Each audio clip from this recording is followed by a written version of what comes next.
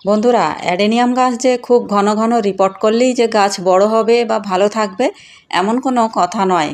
Adenium গাছ যদি report করার একান্তই প্রয়োজন না থাকে তাহলে রিপোর্ট করার দরকার নেই। তার ভুক্তভোগী আমিও। আমার এই গাছটি যে দেখতে পাচ্ছেন এটি খুবই একটি পুরানো গাছ, প্রায় 6 বছর বয়স হবে। গাছটি খুব সুন্দরই ছিল, কিন্তু অপ্রয়োজনীয়ভাবে গাছটিকে রিপোর্ট করার ফলে গাছটিতে ফাঙ্গাসের আক্রমণ ঘটে গেল। কারণ রিপোর্ট করার সময় বেশ কিছু শিকড় কাটা পড়ে, কডেক্স কাটা পড়ে, তারপর পোনিং করতে হয়। এর ফলে যে গাছে যে ক্ষত সৃষ্টি হয় সেগুলো থেকে কোনো না কোনোভাবে ফাঙ্গাসের আক্রমণ ঘটে যেতেই পারে, অনেকটাই ঝুঁকি থাকে।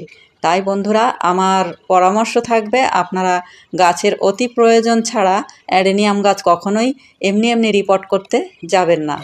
কারণ প্রথম অ্যাডেনিয়াম গাছ করতে গিয়ে আমি অনেকের কথায় অতি উৎসাহিত হয়ে গাছকে অনেকবারই প্রয়োজন ছাড়া রিপোর্ট করতে গিয়েছি, আর তার ফলস্বরূপ আমি অনেকবার ঠকেছি।